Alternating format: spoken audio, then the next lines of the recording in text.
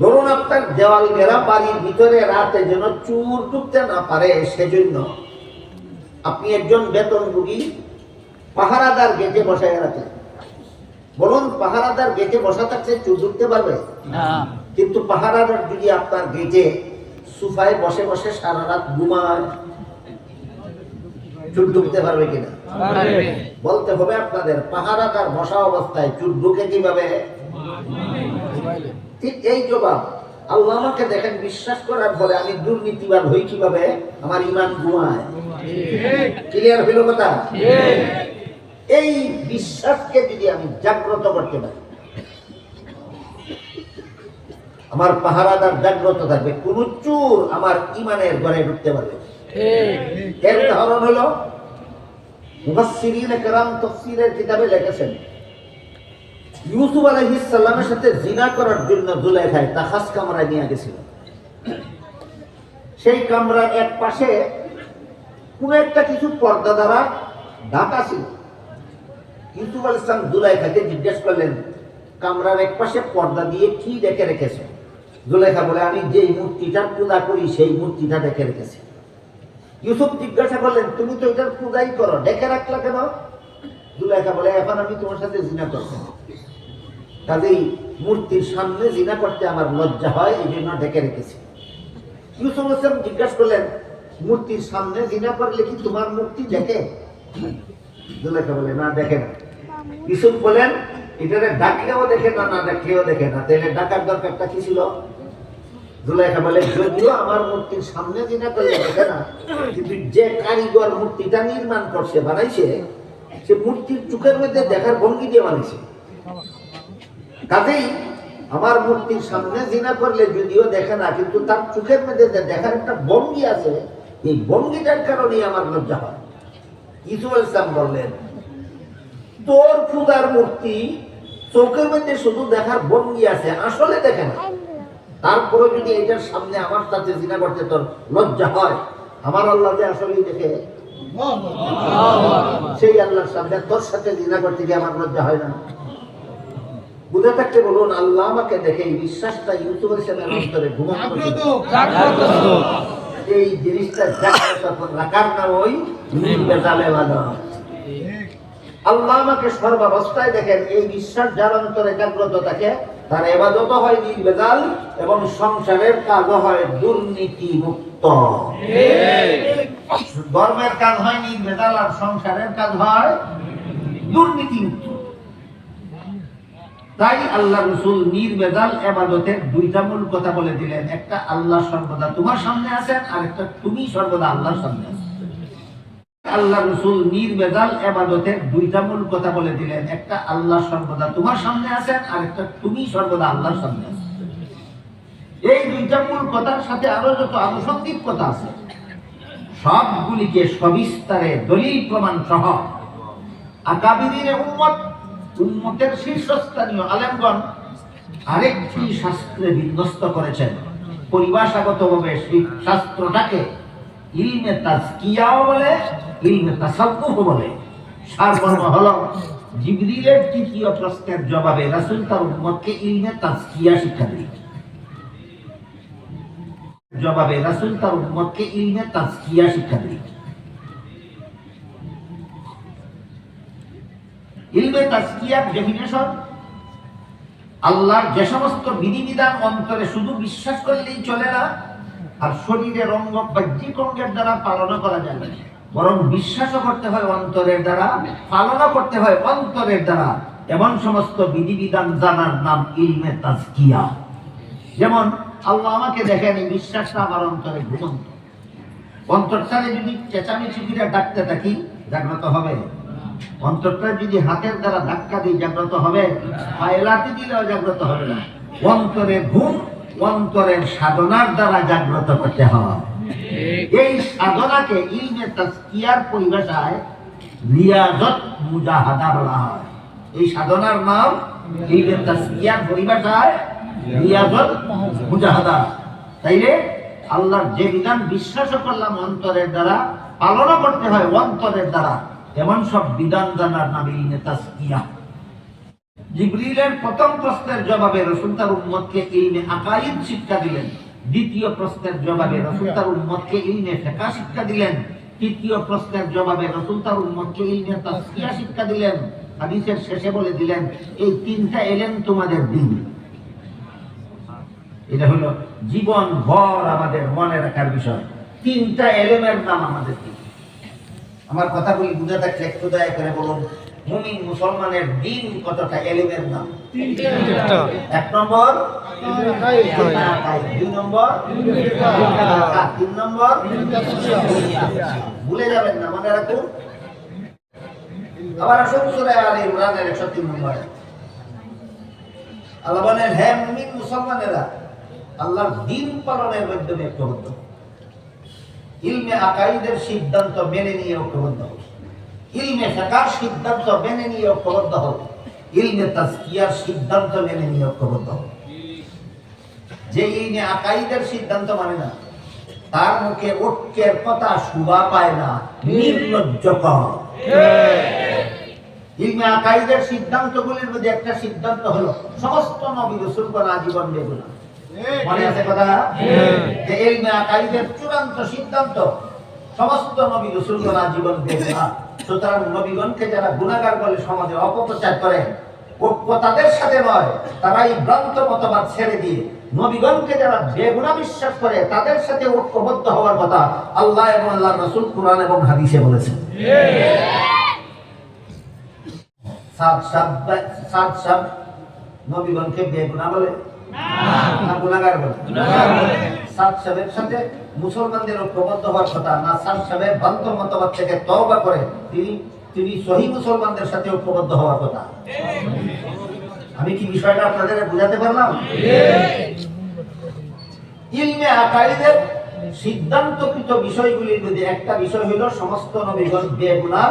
যদি ঐক্য চাও, এটা মেনে নিয়ে ঐক্যবদ্ধ হোক। ইলমে আকাইদের সিদ্ধান্তকৃত বিষয়গুলির মধ্যে আরেকটা সিদ্ধান্তকৃত বিষয় হলো সাহাবায়ে কেরামের সমালোচনা হারাম। তিরমিজি শরীফের বর্ণিত এক হাদিস আছে, রাসূল করিম সাল্লাল্লাহু আলাইহি ওয়াসাল্লাম বলেন, ইযা রাআইতুমুল লাযীনা ইয়াসুব্বুনা আসহাবি ফাকুলু লানাতুল্লাহি আলা শাররিকুম। এর অর্থ হলো, হে আমার উম্মত মুসলমানেরা, ওই সমস্ত লোকদের যদি তোমরা দেখতে পাও যারা আমার সাহাবাদের সমালোচনা করে, বলে দিও আমার সাহাবার সমালোচকদের উপর আল্লাহর লানত। রাসূলের সাহাবাদের সমালোচনা যারা করে তাদের উপর আল্লাহর লানত। এই জন্য ইলমে আকাইদের সিদ্ধান্ত হলো সাহাবায়ে কেরামের সমালোচনা করা হারাম। যারা সমালোচনা করে তারা বলে, কেন সাহাবাগণ কি জীবনে কোনো গুনাহ করেননি? আমি বলি 100 বার করেছিলেন, তারপর আর কি? আরে বেটা, আগেরটা জানাস, পরেরটা জানাস কেন? তারপরে কি? তারপরে আল্লাহ বলেন শুনুন, তারপরে কি? তারপরে সাহাবাগণ গুনাহ করেছিলেন প্রথম জীবনে, অনেক গুনাহ করেছিলেন, তারপরে কি শুনুন, আল্লাহ বলেন, ইন্নাল্লাযীনা ইয়াগুদ্দুনা আসওয়াতাহুম ইনদা রাসূলিল্লাহি উলাইকাল্লাযীনা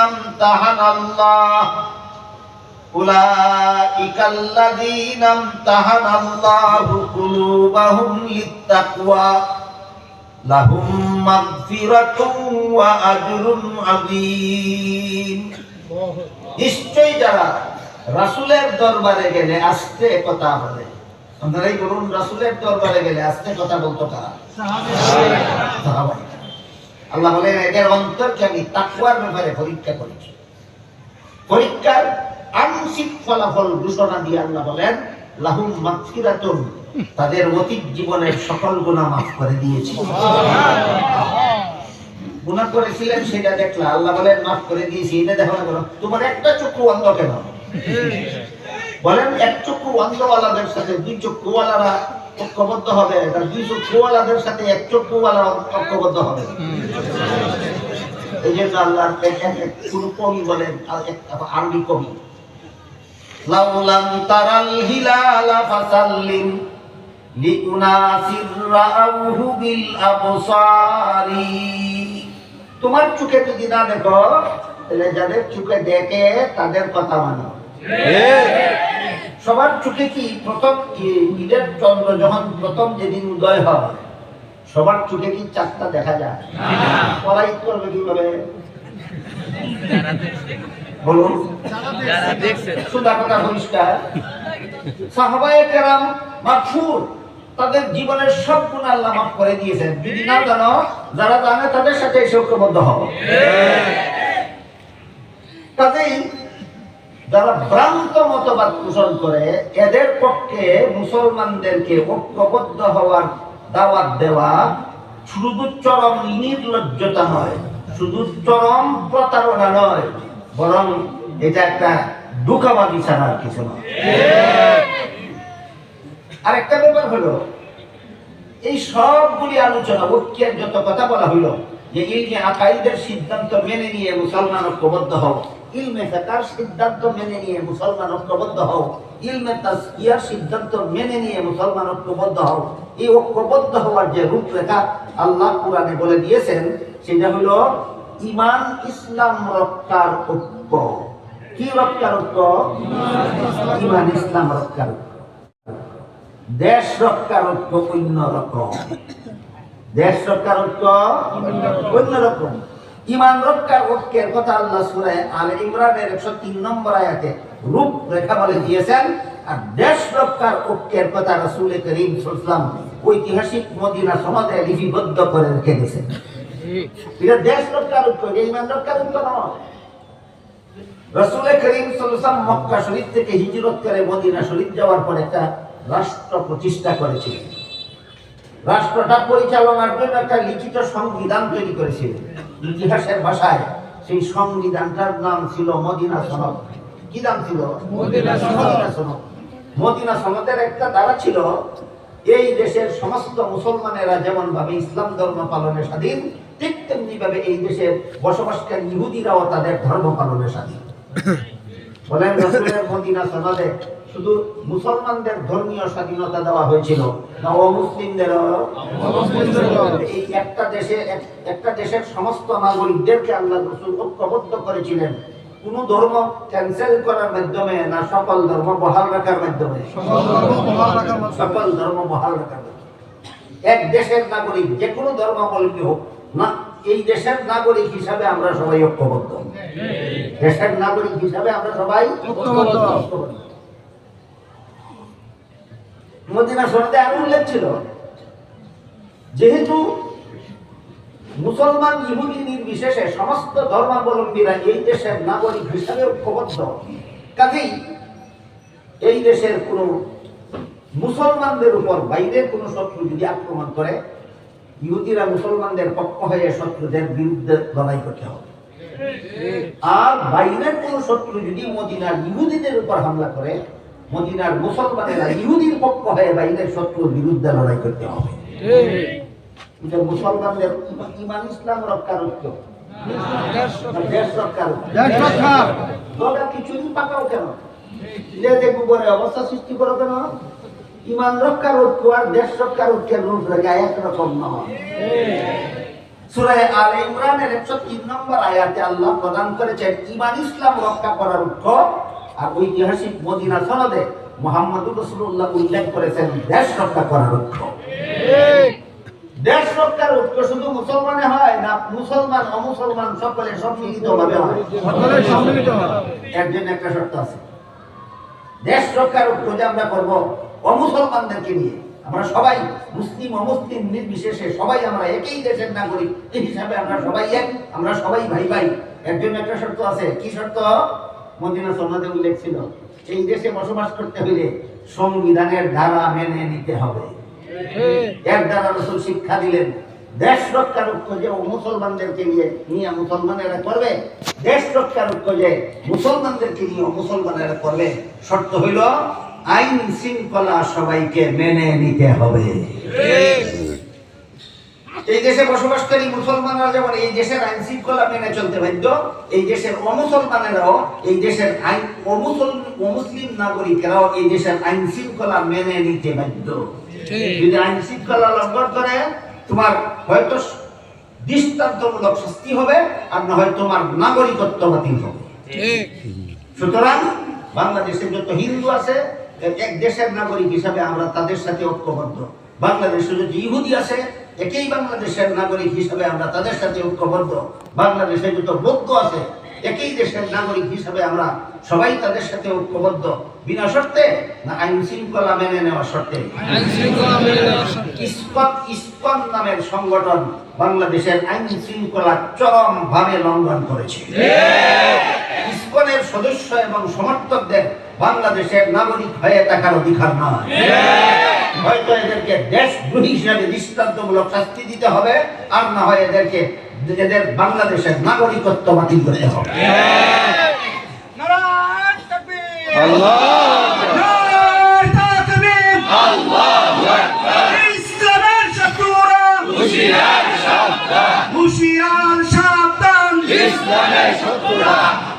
বলুন, মুসলমানের দেশের সংবিধান কেমন হবে, কোথা থেকে শিখতে হবে?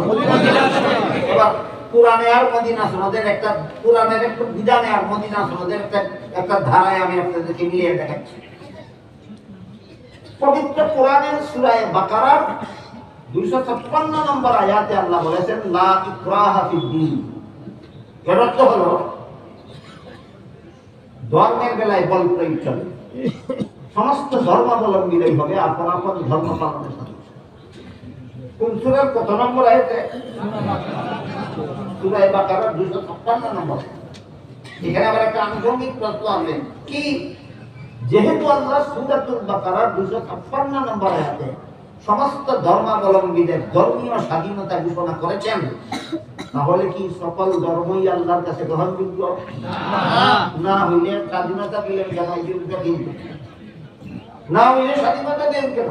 এই প্রশ্নের জবাব জেনে হোক না জেনে হোক আবার এখানে এসে আরেক দল জ্ঞান পাপীরা দগা খিচুড়ি পাকাবার প্রয়াস চালায়।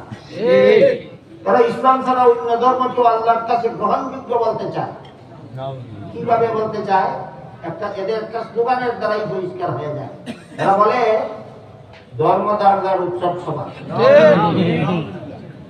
কেউ যদি বলে ব্যবসা যার যার মুনাফা সভা, কেউ যদি বলে চাকরি যার যার বেতন সভা, কেউ যদি বলে কৃষিকাজ যার যার ফসল সভা, আর কোন মাতালে যদি কয় বিয়া যার যার বউ সভা।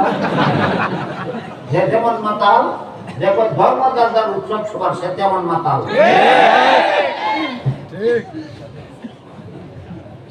এই প্রশ্নের জবাব দিয়েছেন আল্লাহ সূরা আলে ইমরানের 85 নম্বরে।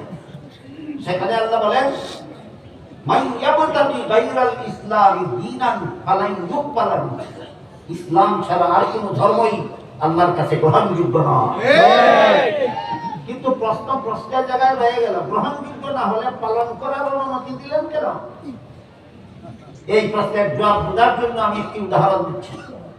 যে কোনো শিক্ষা প্রতিষ্ঠানের ছাত্রদের লেখাপড়া সমাপ্ত হওয়ার পর যখন পরীক্ষা নেওয়া হয়, পরীক্ষার্থী ছাত্ররা প্রশ্নপত্র হাতে নিয়ে যখন পরীক্ষার হলে বসে, সব ছাত্ররাই কি প্রশ্নের সঠিক জবাব লেখে? না, অনেকে ভুল লেখে। ভুল লেখার দ্বারা পাস করবে না, নিশ্চিত ফেল করবে। নিশ্চিত ফেল করবে জানা কথা, লেখার স্বাধীনতা দিলেন কেন? আর স্বাধীনতাই যদি দিবেন তাহলে ফেল করবে কেন? এই প্রশ্নের যেই জবাব, ওই প্রশ্নের সেই জবাব। ক্লিয়ার হইল? নিয়ম রক্ষার জন্য পরীক্ষার্থী ছাত্র প্রশ্নের জবাব ভুল লেখেও বাধা দেওয়া যায় না। বাধা দিলে এটার নাম পরীক্ষা থাকে না। ঠিক তেমনি ভাবে দুনিয়ার নিয়ম রক্ষার জন্য ভ্রান্ত ধর্ম কেউ পালন করলেও তাকে বাধা দেওয়া যায় না। বাধা দিলে এটা দুনিয়া থাকে না। এই সুযোগে যদি কোন পরীক্ষার্থী ইচ্ছা মতো প্রশ্নের জবাব ভুল লেখে, তাহলে যেভাবে তার কপালে ঘোড়ার ডিম ছাড়া আর কিছু নাই, ঠিক তেমনি ভাবে এই সুযোগে যদি কেউ দুনিয়াতে ইসলাম ছাড়া আর কোন ধর্ম পালন করে, তার কপালে পরকালে জাহান্নাম ছাড়া আর কিছু নাই। এবার সূরাতুল বাকারার 256 নম্বর আয়াতে আল্লাহ সমস্ত ধর্মাবলম্বীদেরকে আপন আপন ধর্ম পালনের স্বাধীনতা দিয়েছেন। মদিনা সনদে রাসূল কি করলেন? মুসলমানরা যেমন বলে তাদের ধর্ম পালনের সাথী, ইহুদিরা যেভাবে তাদের ধর্ম পালনের সাথী ছিল কিনা মদিনা সনদে?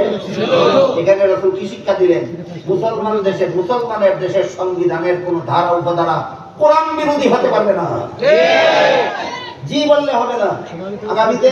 আগামী নির্বাচনে যারা দাঁড়াবে, আগে ওয়াদা দিবেন সংসদে গিয়ে কোরআন বিরোধী কোন দ্বারা সংবিধান করবে না, সংবিধানে এই শর্তে তোমাদেরকে ভোট দেবো, নাইলে ভোট দেবো না। মুসলমান দেশের সংবিধানের নীতি হইল, ভিত্তি হইল। যখন সংবিধান যদি কোরআন বিরোধী কোন ধারা না থাকে, এই সংবিধান যদি মুসলমানও মেনে চলে, হিন্দুও মেনে চলে, বৌদ্ধও মেনে চলে, ইহুদিও মেনে চলে, খ্রিস্টানও মেনে চলে, এই সমস্ত হিন্দু, বৌদ্ধ, খ্রিস্টান, মুসলমান সম্মিলিতভাবেই এক জাতি হিসেবে এই দেশে বসবাস করার অধিকার পায়। এটা হইল দেশ রক্ষার লক্ষ্য, ইসলাম রক্ষার লক্ষ্য নয়। আমি কি আপনাদেরকে দুই প্রকার ঐক্যের দুইটা রূপরেখা তুলে ধরতে পেরেছি?